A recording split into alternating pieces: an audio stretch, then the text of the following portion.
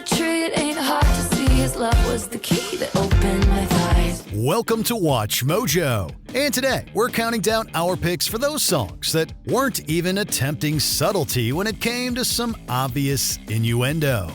Imagination, life is your creation. Come on, Barbie, let's go party. Number 10. Relax. Frankie Goes to Hollywood. Relax, don't do it. When you wanna go to it. Relax, don't do it. This British group certainly weren't mincing about when it came to the sexually charged video clip for Relax. The homegrown controversy behind Frankie Goes to Hollywood was actually so noteworthy back in the day that it got them briefly banned by the BBC. When you wanna come.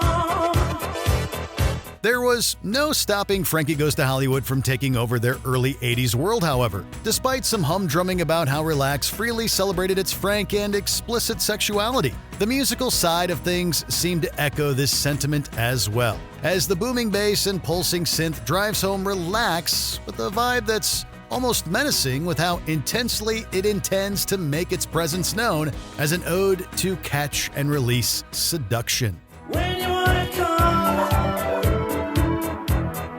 When you wanna come. Number 9. Whistle. Flo Rida.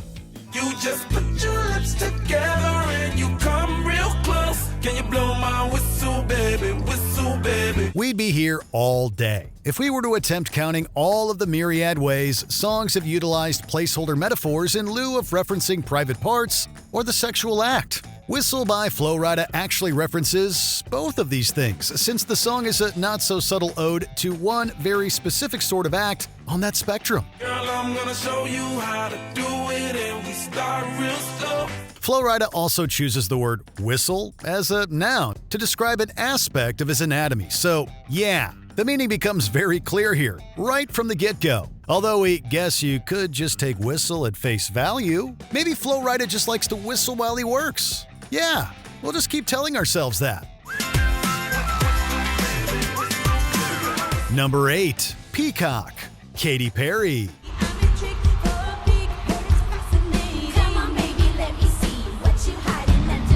This tune didn't need to be a single in order for it to briefly earn her the ire of Katy Perry's record company, Capitol. The label initially didn't want Peacock to be included on Perry's third LP, Teenage Dream, but the singer didn't budge, so what we're left with is, well, it's a song. Are you brave enough to let me see your peacock? Don't be a chicken boy, stop acting like a biatch. A song that makes no bones about comparing the male peacock's beautiful plumage with some low-hanging comedic fruit. Perry wants to see that peacock, and she's not going to rest until it's shown off in all of its presumed glory. It's silly and juvenile, sure, but Teenage Dream did just fine on its own, with or without Peacock. And it's all for me. Are you brave enough to let me see your peacock? Number 7. Genie in a Bottle. Christina Aguilera. If you wanna be with me, baby, there's a price to pay. There's nothing new concerning the habitual inclusion of sexual innuendo within music that's being marketed to a teen or preteen audience. Evidence of this promotional strategy can be traced back to the bubblegum pop artists of the 60s and 70s, while Christina Aguilera's debut single Genie in a Bottle was a great example of this tactic taking shape in the late 90s. I'm a genie in a bottle. You gotta rub me the right way. The song's 3 songwriters clearly knew what their audience might infer via the whole "rub me the right way" bit from the song's chorus. Elsewhere, the verses also make no bones about how the protagonist clearly wants to do something, yet is reluctant to go all the way. It's an interesting visual juxtaposition against Aguilera's 2012 single, Dirty, which was, well, exactly that. Number 6. Afternoon Delight. Starland Vocal Band.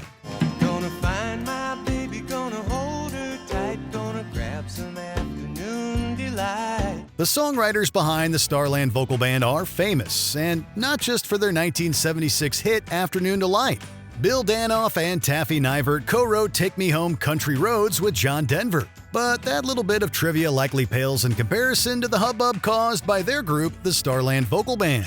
Rubbing sticks and stones together make a spark to ignite, and the thought of rubbing you is getting so exciting. That's because Afternoon Delight was a song that celebrated what used to be referred to as a nooner, slang for a sexual rendezvous that takes place during the day. The skyrockets in flight referenced in the song represent the after effects from such activity, a rather innocent ode to getting away for a bit with somebody you love, or at least like a little bit. Skyrockets in flight. Afternoon delight. Number 5. She Bop, Cyndi Lauper. I've been looking at a new sensation. I'm picking up good vibrations. Sure, it might have been easy for us to go with something more on the nose, a la I Touch Myself by the Divinyls, but for our money, Cyndi Lauper's She Bop plays around a little better with its innuendo. We say innuendo, but actually a lot of people knew exactly what Lauper was cooking up with She Bop, even back in the 1980s. After all, the subject of female self-love of the sexual variety wasn't exactly commonplace around this time. Because I can't stop messing with the danger zone. But Lauper, to her credit, does such a good job on the entire tune. The musical hooks are catchy, Lauper's vocals are on point, and She Bop remains one of this unusual star's biggest hits. Number 4. Barbie Girl, Aqua. You can brush my hair, undress me everywhere. Imagination, life is your creation. Every decade has retained its own unique style of novelty hit that will forever remind those that were there about their youth's strangest and perhaps questionable musical hits. Aqua's Barbie Girl just happens to be one of those defining tunes for the late 90s, a song that wears its vapidness upon a sleeve, while at the same time winking to its core audience. Come on, Barbie, let's go party. Come on, Barbie, let's go party.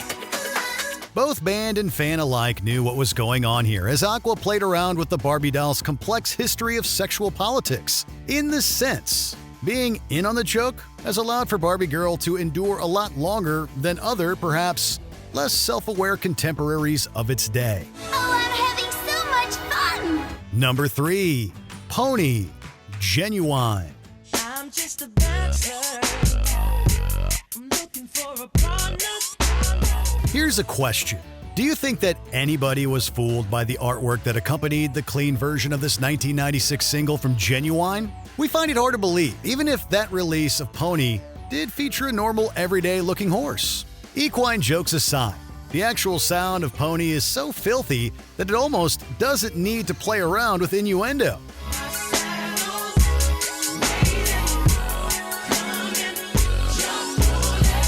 That sweaty R&B groove practically drips with an almost humid air, while Genuine knowingly plays around with the song's subject matter in a manner that's keenly self-aware. There were a lot of erotically charged R&B tunes released back in the 90s, but Pony is definitely remembered more than most. Number 2. Milkshake, Kelis. My milkshake brings all the boys to the yard, and they're like, it's better than yours. It's refreshing, in a way, to discuss and unpack all of the things that helped make Milkshake a hit for Kelis back in the day. The singer told About.com about how the song's point was to celebrate that something that makes women special, and this overarching intent makes it easy for listeners to decide for themselves what that something is exactly. Damn right, it's better than yours. I could teach you, but I have to try. The titular milkshake could mean a literal swaying of the hips, or it could be a certain level of confidence or grace that others find attractive. Thus, it's cool that this jam for Kelis keeps this out of the gutter, for once at least. Warm it up, la la la la la. Before we continue, be sure to subscribe to our channel and ring the bell to get notified about our latest videos. You have the option to be notified for occasional videos or all of them. If you're on your phone, make sure you go into your settings and switch on notifications. Number 1. Cherry Pie, Warrant. She's my cherry pie. Cool drinking water, such a sweet surprise. Heavy metal was a big business on the pop charts back in the 1980s and into the 90s. This was where Warrant's Cherry Pie made a huge impact, reaching number 10 on the Billboard Top 100, despite its rather on-the-nose brand of lyrical innuendo. Swinging in there, cause she wanted me to beat her, so I mixed up the batter and she let the beat her. This was actually by design, since songwriter Jani Lane composed what he felt was a throwaway tune for Warrant's label, Columbia. Cherry Pie was a certified hit, however, which effectively ended earlier plans to call the album Uncle Tom's Cabin. Lane and crew were now saddled with the albatross of a novelty song that was full of fruit puns as their definitive radio tune, and they weren't exactly thrilled from a creative standpoint.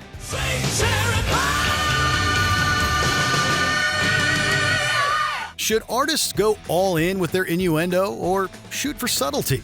Let us know your thoughts in the comments.